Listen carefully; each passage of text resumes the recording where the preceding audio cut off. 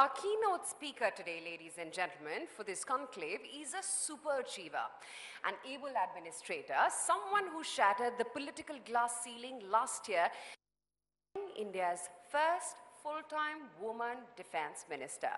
She now heads the world's third largest defense force. And you know, the high point for me was watching her soar on a Sukhoi 30 MKI jet as she went on a sortie in the long-range fighter.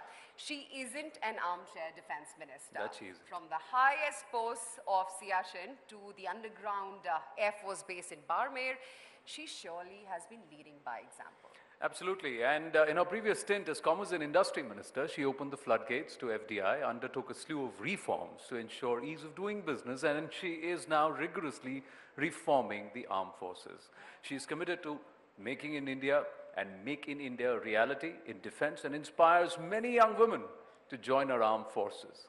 Even as she occupies the high seat at South Block, South India still has a very large and special place for her, fondness for Carnatic music and, of course, Tyagaraja Kritis. Now, he's the 19th century composer who used the Bhakti Marga for the ideal mind. But I'm not going to quote Tyagaraja today, I'm going to quote Tirukkural. Thiruvalluvar, 5th century BCE, he said, Vella Taniya idum, Arivudayan, Ullattin Ullakkedum. It's a tongue twister, but it's Tamil, and it said a flood of worries, a flood of troubles cannot stop the courageous and the determined. Feisty, tough, no nonsense. Ladies and gentlemen, put your hands together for our keynote speaker at the India Economic Conclave, Defense Minister Ms. Nirmala Sitharaman.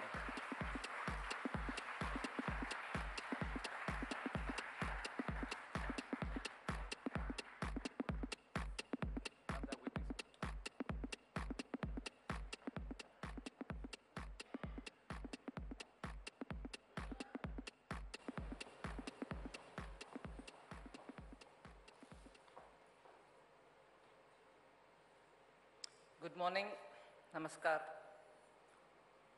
Thank you, Times Group, Mr. Vineet Jain in particular, for giving me this great opportunity to be here at the inaugural session of the 4th India Economic Conclave. All of us have been watching this as one of the calendar events.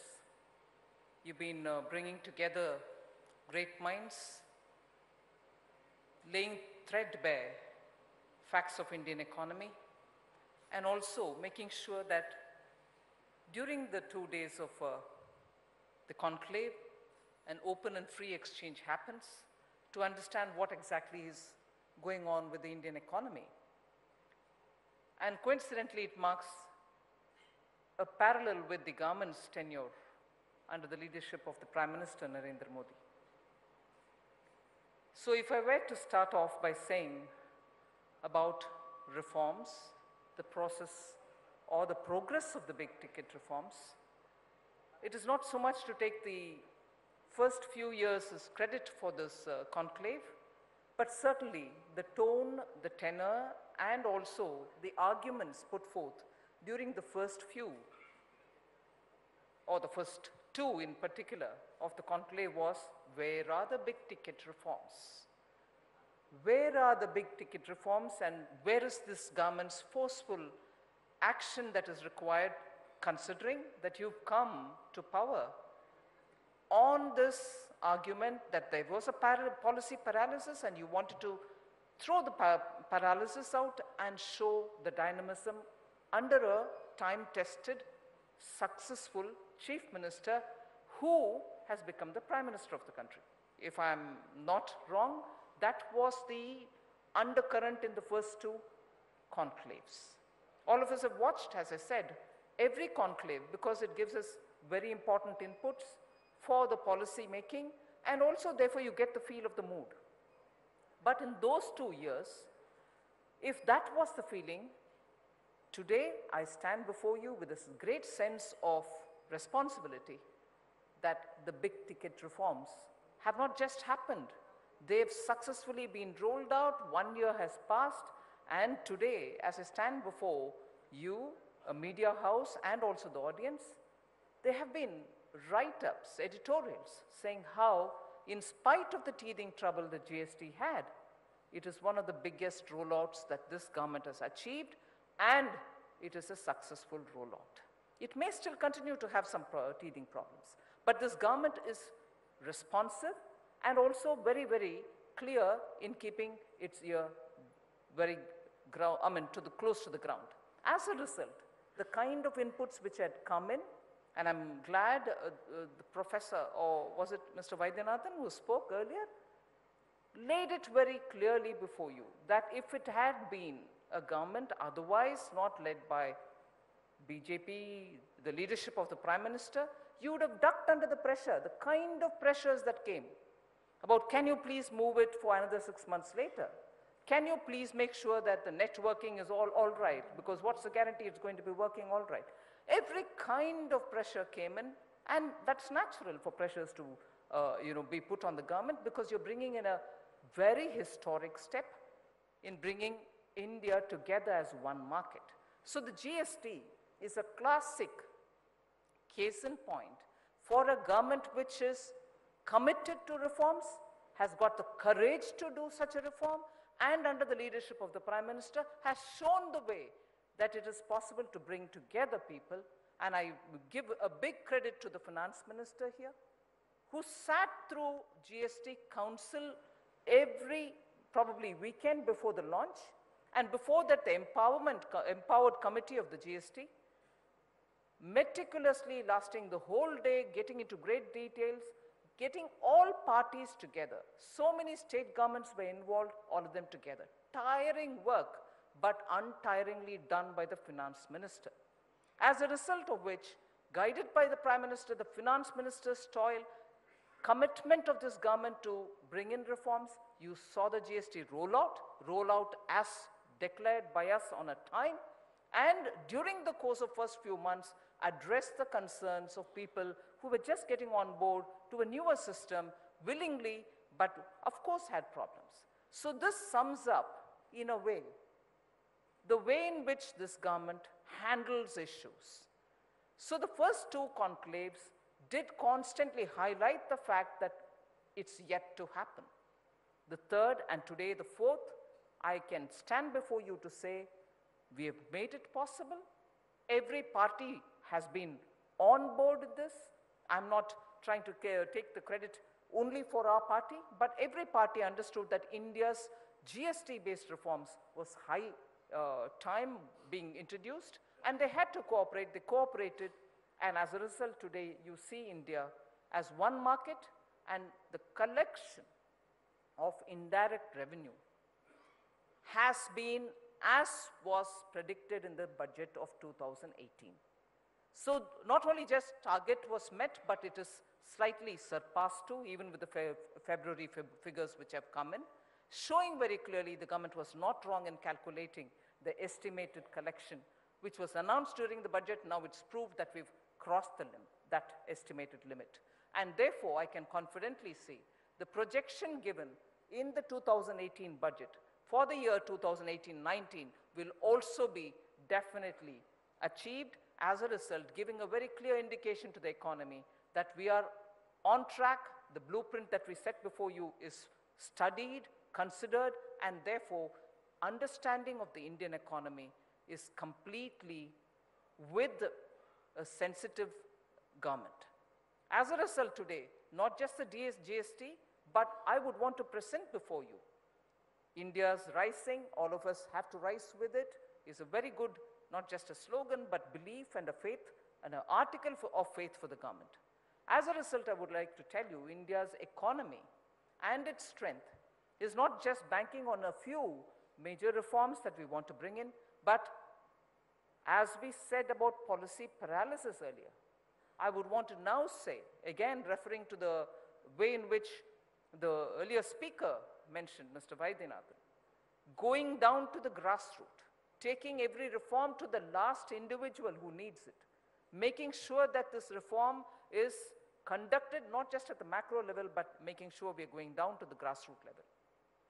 That is why it's a proud moment for us that Prime Minister Modi has presented this country with a corruption-free government. That itself sends a positive message that this government looks at the national interest. There is no element of corruption, and as a result, decisions of this government are policy-driven and not discretion-based.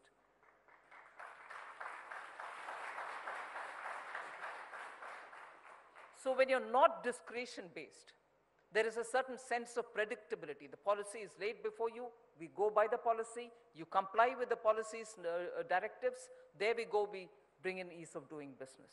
And that, not just at the level of the central government, we have worked with federal governments, we are making sure that the third tier, which is the local body, are also brought in to understand what it means to give a clear administration. I'll straight jump to tell you about what this means in terms of an ordinary citizen. You get your passport based on your application, sitting at home within 2 or 3 days after the verification is done. It is delivered at your doorstep. Digitization has direct benefit for individuals. Digitization is also for the direct benefit transfers which are being made for those entitlements which have to reach the poorest of Indians. And you heard from the previous speaker the extent to which it has brought in savings to the government because money is not pilfered.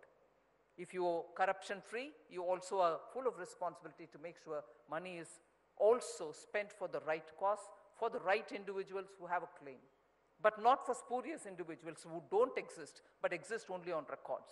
As a result, the direct benefit transfer, which is a method through which, using digital technology, you are able to reach to the last customer or last person who has got an entitlement, and monies reach them directly, as a result of which you're providing a corruption-free administration, but you're also ensuring that money is saved and not frittered away because the government cannot be bothered about checking as to who's the ultimate recipient. So you're doing that, your passports are reaching in time, your companies are now registering within a matter of 24 hours, sitting at home or in your office. You're not going from pillar to post to get your registration done. So these are some of the benefits through which the government, using technology, has made an ordinary Indian's life simple and easy to get along with. So your business is now going to have to move according to certain things which are laid transparent, and that makes everybody's job easier. That's also one of the apprehensions that people had when you brought in the GST, saying, will people be able to comply? Everything is now technology driven. Do people have the computer? Is it going to be online? Will we have electricity to connect with people? Every such question has been patiently answered by government. As a result, compliance is over 60% today, even when you're talking about GST. And many who have registered on GST are probably not going to have to pay taxes, but they do comply with filing their returns. That itself tells you, along with the demonetization, that the economy is becoming more and more formal. And once it's becoming formal, you actually get the size of the economy itself. And today, therefore, I would say, if you're looking at Indian economy, I wouldn't just look at the list of reforms. I would want to put forth before you at least 6 categories on which you should measure Indian economy, Indians' growing size and strength. Good governance is one. On that, I would really put the corruption-free administration, ready to adopt technology. Good governance is also being a transparent administration. So good governance is one measure on which you should assess Indian economy, and we can always take that forward with very many detailed discussions. The next is our economy itself, on which, of course, the Indian Insolvency and Bankruptcy Code, making it possible for the economy to have people who cannot last on it anymore to gracefully and legally exit out of system. They used to be languishing, not knowing how to get out of it. Today you have a very legalized process, a fairly structured process to get out. Economy, again, you know about the arbitration process. Many of our corporates were going to London and Singapore. The government has made sure that India becomes an arbitration hub. So many of the cases which were going to Singapore can now be sorted out in India.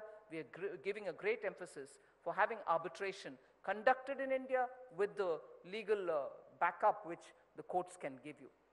Commercial benches have been established in High Court which have original jurisdictions, and therefore to a large extent disputes, commercial disputes, are not going to languish in courts for a long time. You're going to have a time-bound way to clear it, and then, if not, you choose to go to arbitration. So there are eventually a lot of ways through which commercial matters can be simplified and addressed. On the economy, it's not just looking at big ticket and big ticket companies. We are also looking at smaller, micro level people who need that assistance. Vaidyanathan again has helped me by saying what Mudra has done. 10 crore Mudra recipients have benefited, over 10 crores. And nearly 3 lakh crores have been dispersed to people who cannot give any guarantee or security, which means they are the smallest entrepreneurs in the country. So we are not going through big ticket reforms, forgetting the small man or woman.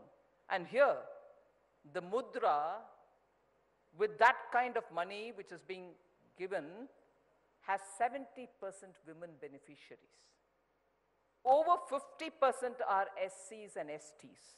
So it's a government which is not just looking at big ticket economic reforms, but making sure that it reaches the most disadvantaged sections of India's growing economy.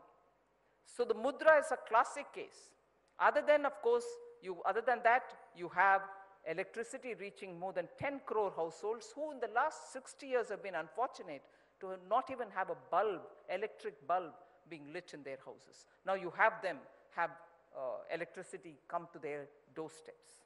You also have several such reforms happening at the micro level so that people get houses, cheaper, affordable houses. Middle class is benefited because the rates have changed in their favor. So I can talk on the economy, many such indicators, which I'm sure in the next 2 days you will be looking at to see really is the reform happening at the ground level. So I talked about good governance, I'm telling you about the economy. I'll also then tell you how diplomacy plays a big role in all this. So your measure should also be diplomacy through which you assess India's global role. Diplomacy you see through the sources from where people comment about you, World Bank, IMF, or even the FDIs which are coming through. The way in which Prime Minister is received by various different country heads, wherever he goes.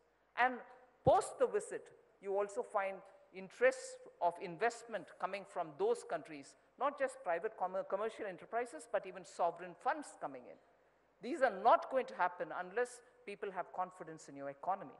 People have confidence in the government. People have confidence in the leadership. As a result, you have them come over and pitch in for manufacture here. Together with it, of course, the policy in industrial policy, investment policy, all of which going in hand to hand so that investment decisions can be made in a considered fashion. Diplomacy, today, as a result of which you're able to join in the high table of decision making, whether in the nuclear MTCR agreement or the clubs, the Shanghai Cooperative Society Organization, and also the various international investment and infrastructure funds that we are talking about. India has a special role in all of them. So if it was good governance, if it is economy, it's also diplomacy. You have 3 different indicators that I put forward before you. Next comes is the area where I am dealing with, military. Your military strength, your preparedness, your armed forces, their spirit, and also the way in which you're guarding your borders.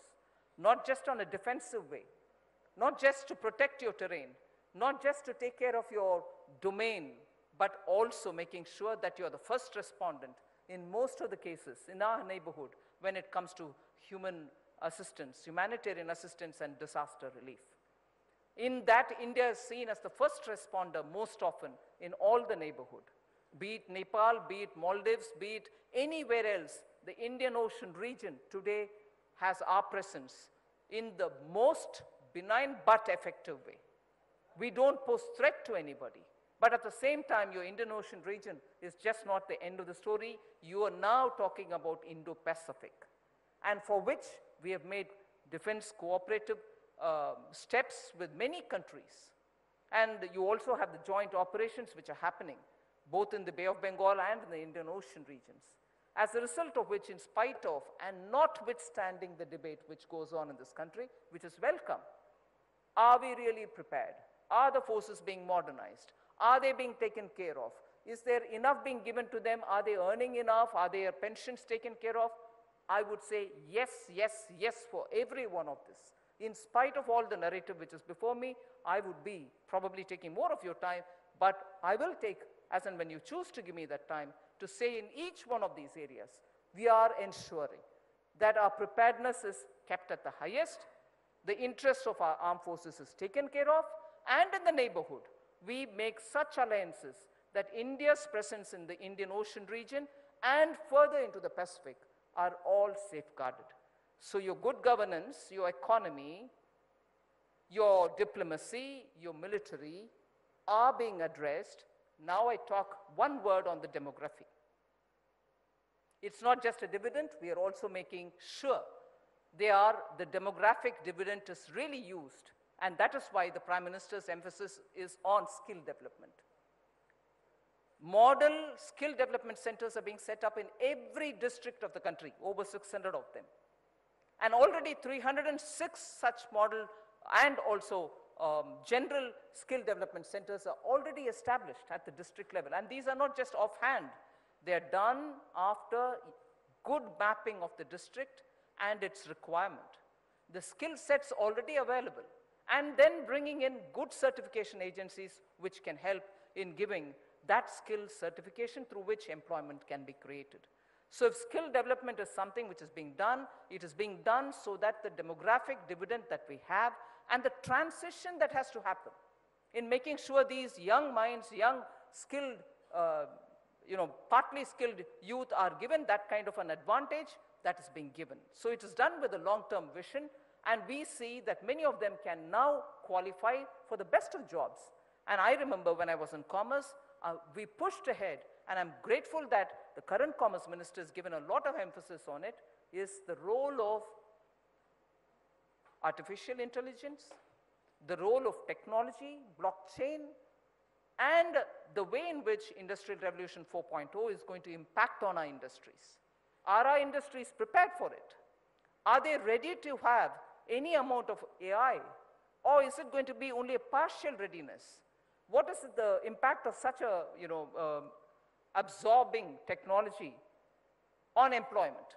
All this has been studied in great detail, and the government is making its policies in tune with what has come out of that study. We want to benefit out of this intelligence, artificial intelligence. But at the same time, we are not forgetting that India has several pairs of hands for which we need to give jobs. And finally, the one other indicator on which I think today and tomorrow's deliberations will have to assess India's rise as an Indian strong economy, third largest from the point of view of purchasing power parity globally, is infrastructure. Infrastructure, the government does not have to be in businesses where it should not be. I agree. But infrastructure is an area in which only the public spending can trigger greater growth. And this was proved even by the golden quadrilateral during Atal Bihari Vajpayee's government the last time.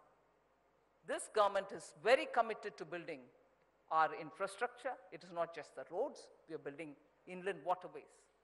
You would have heard Nitin Gadkari ji talk about it passionately. He spends a lot of time looking at the ways in which he can elaborate on it. Multimodal transports, logistics centers, seaports, major, minor seaports, airports, and also the way in which railways is being made effective, safe, and speedier. Cross-subsidization is something on which we are thinking. So making sure that India's infrastructure, several of the Second World War airstrips have been revived so that small towns can get connected. So I would think before you from the government, I would like to give you the GST as a classic case of where the mood has been changed in this country that we can deliver on reforms, big ticket reforms, and take everybody on board on it. But of course, the 6 measures I would put forth to you, I would want you to assess on each one of them that this government has delivered, whether it's good governance, whether it's economy, whether it's diplomacy, whether it's my armed forces, whether it is demographic dividend or infrastructure. This government will come out with flying colors. And that, of course, depends on industry's cooperation for the years to come in the future, and the media, which can definitely see through all the narrative which is going on to see actually where the actual act of governing India is taking place under a statesman-like leader, the Prime Minister, Narendra Modi. Thank you very much for giving me this opportunity. I hope I've not flooded you with too much thoughts, but thank you.